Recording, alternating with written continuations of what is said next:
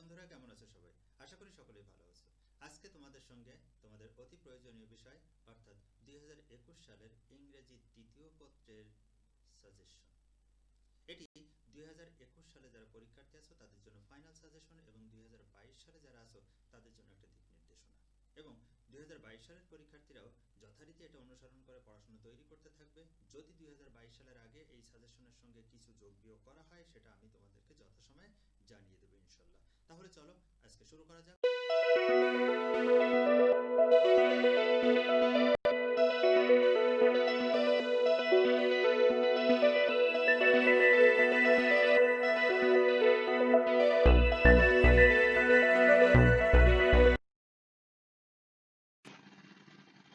Grammar অংশে suggestion দেওয়া সম্ভব নয়, তবে কিছু ইঙ্গিত তো দেওয়া যায়। তোমাদের জন্য প্রথম পরামর্শ হলো follow the basic rules for each grammar item. প্রত্যেকটা গ্রামার আইটেমের বেসিক রুলসগুলো তোমরা ফলো করবে। ওই হাতে গোনা কিছু নিয়ম দিয়ে এরকম থাকলে ওরকম, ওরকম থাকলে এরকম লিখতে হবে, এরকমটা বাদ দিয়ে তোমরা বেসিকটা বোঝার চেষ্টা করবে। Learn about the grammar boundaries, এবং প্রতিটা গ্রামারের ভিতরে কিছু বাউন্ডারি থাকে, অর্থাৎ তোমাকে প্রত্যেকটা গ্রামারে বলে দেওয়া হয় যে এখানে এই অংশটুকু নিয়ে তুমি কাজ করতে পারবে।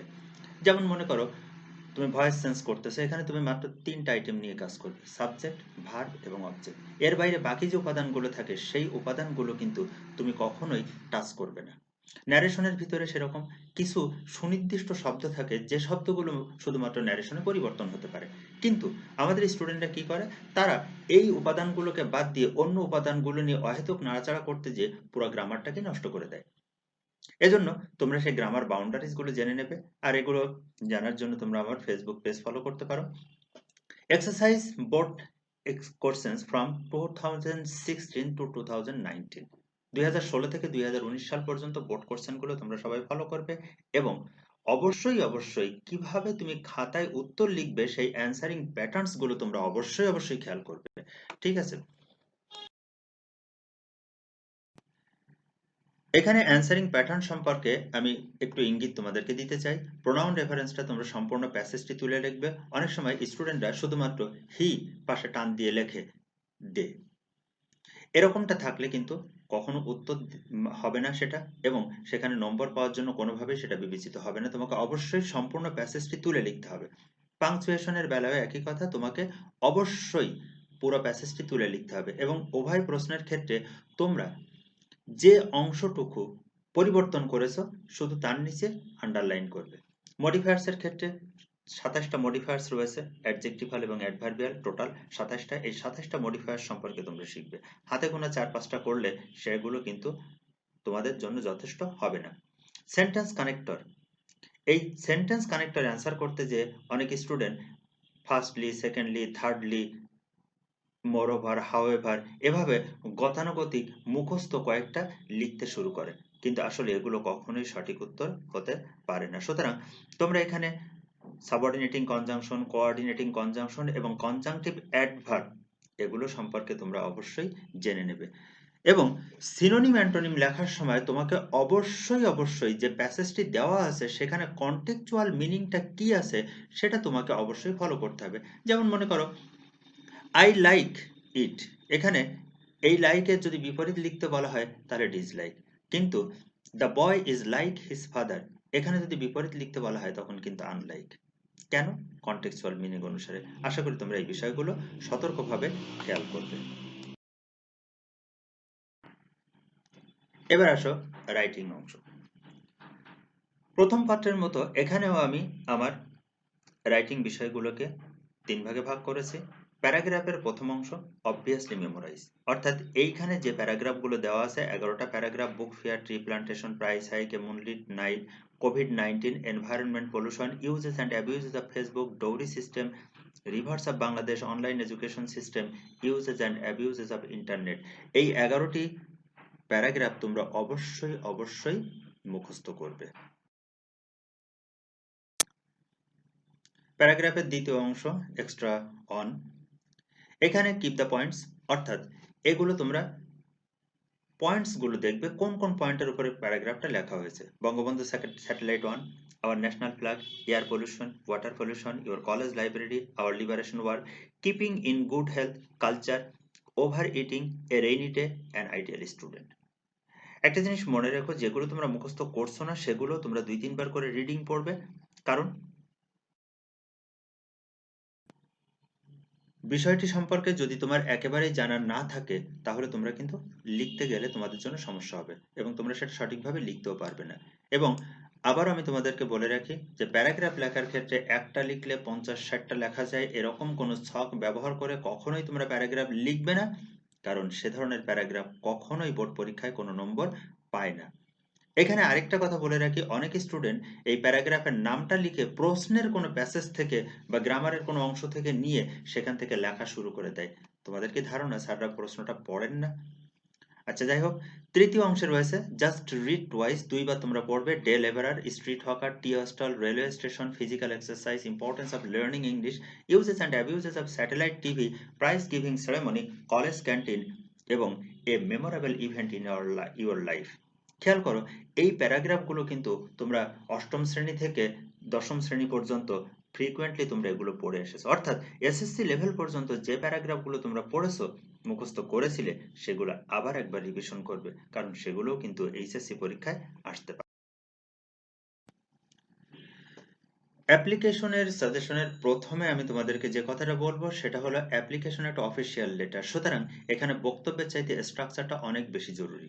সুতরাং অবশ্যই অবশ্যই তোমরা অ্যাপ্লিকেশন কিভাবে লিখতে হবে, কোথা থেকে শুরু করতে হবে, কোন লাইন কতটুকু সরবে, কিভাবে শুরু হবে, অবশ্যই অবশ্যই এই বিষয়টা খেয়াল করবে। তা না হলে পৃষ্ঠা ভরে লিখলেই কিন্তু শুধু নম্বর আসবে না। Allotment for a seat in the college hostel, permission to go on a study tour, permission to stage a drama, opening a canteen, increasing common room or library facilities, admission on transfer, introducing a multimedia classroom, establishing a computer, language, literary, debating club, অর্থাৎ ক্লাবগুলোর থেকে একটি পড়লেই যথেষ্ট। Relief for the flood affected people, এবং খেয়াল করো এখানে ব্যক্তিগত প্রয়োজনে সকল স্টুডেন্টদের পক্ষ থেকে এবং এলাকাবাসীর পক্ষ থেকে জনস্বার্থে 3 ধরনের অ্যাপ্লিকেশনই এখানে অন্তর্ভুক্ত করা হয়েছে। তোমরা এই 3টা প্যাটার্ন অবশ্যই শিখে নেবে এবং সেজন্য তোমরা আমার চ্যানেলে ভিডিওগুলোকে ফলো করবে। Keep the points. এখানে একটা কথা বলে রাখি, একটা অ্যাপ্লিকেশন তুমি 3-4টা শব্দের উপরে বেস করে তুমি ধরে রাখতে পারো। কারণ অ্যাপ্লিকেশনটা কি? অ্যাপ্লিকেশন হলো আমি কিছু চাই এবং এটা আমি পাওয়ার উপযুক্ত, এটাকে তুলে ধরা। সুতরাং providing sound system for a large classroom, ban on using mobile phone in the classroom and exam hall by the teachers and students, repairing a road or bridge, sinking tubewell, transfer certificate, supplying English daily for students common room, testimonial, changing an elective subject অথবা writing CV with a job application. এগুলো তোমরা just ওই 2-3টা point, অর্থাৎ কোন কোন বিষয়টা এখানে তুলে ধরতে হবে সেটুকু পড়লেই তোমাদের জন্য যথেষ্ট।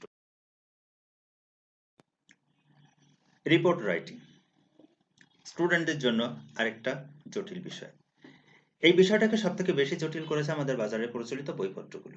তুমি বাজারের বইয়ে লেখা একটি রিপোর্ট এবং সংবাদপত্রে একটা লেখা রিপোর্ট তুমি পাশাপাশি দুটো যদি যাচাই করো, তুমি দেখলেই বুঝতে পারবে যে বইয়ের লেখাটা প্যারাগ্রাফই হয়েছে, সেটা কোনো রিপোর্ট হয়নি। কারণ রিপোর্ট লেখার ভিতরে কিছু কৌশল থাকে, রিপোর্টের স্টার্টিংটা অন্য লেখার থেকে ভিন্ন হয় এবং রিপোর্টের হেডলাইনটা হতে হয় সবসময় খুবই আকর্ষণীয়, যাতে পাঠক সেটা পড়তে আগ্রহী হয়। COVID-19 situation in Bangladesh অথবা world, an area under lockdown, price hike, food adulteration, a terrible road accident, fire accident in a government factory, miserable life of slum dwellers, cause of failure in English, prize giving ceremony or cultural program at your college, observation of a day, Independence Day, Language Day, Victory Day, অর্থাৎ অনুষ্ঠান সংক্রান্ত report. এখানে 3-4 ধরনের রিপোর্টের সম্মিলন ঘটানো হয়েছে। এই বিভাগগুলো কি এবং কেন, এজন্য তোমরা আমার ফেসবুক পেজ ফলো করো। রিপোর্ট রাইটিং এর দ্বিতীয় অংশে রয়েছে online education in time of COVID-19, flood affected area, collapse of a high-rise building, corruption in Bangladesh, consequence of drug addiction among youths, bad effects of internet or Facebook, a book fair, effects of load shedding, mismanagement and irritating condition of a tourist spot, condition of a hospital। এগুলি তোমরা point আকারে ধরে রাখবে। Just দুইবার পড়ার জন্য report writing এর তৃতীয় অংশ, traffic jam, a boat sinking, observation of birth anniversary of Nazrul আর Rabindranath, a report on college library, devastating consequences of drug addiction, load shedding, Mujib 100 years, corruption in Bangladesh, Podda Bridge, spreading of dengue fever, violence against women. এগুলো তোমরা just দুইবার reading পড়ে রাখবে যাতে তোমরা সেটা সম্পর্কে কিছু না কিছু লিখতে পারো।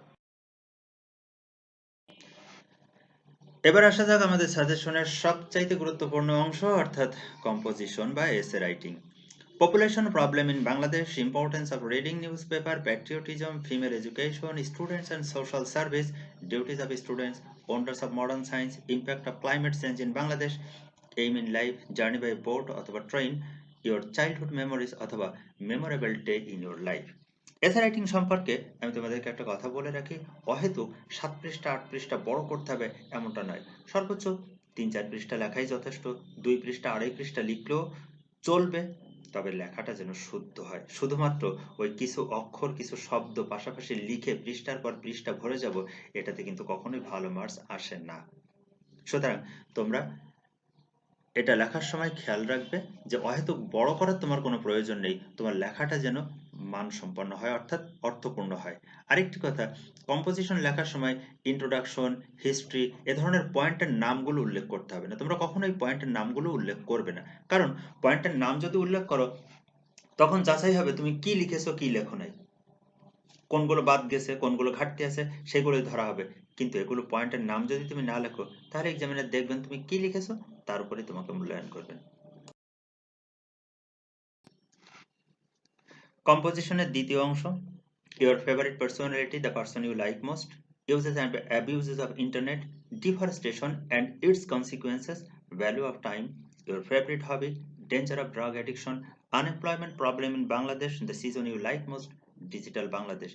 এর অধিকাংশ এসে তোমরা এসএসসি লেভেলে পড়েছো, এবং তোমাদের জন্য আমি আরেকটা পরামর্শ দেবো, সেটা হলো এইটা ইংরেজিতে পড়ার পরে তোমরা চাইলে বাংলা বইয়ে এই রচনাগুলো 1-2 বার পড়ে নেবে, তাহলে দেখবে সহজেই এই পয়েন্টগুলো তুমি পেয়ে যাচ্ছ এবং সে সম্পর্কে তুমি কিছু না কিছু লিখতে পারতেছো।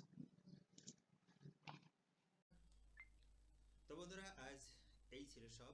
তোমরা আশা করি বিষয়গুলো যথারীতি অনুসরণ করে সকলেই পড়াশোনা করবে এবং একটা ভালো ফলাফল করবে। এই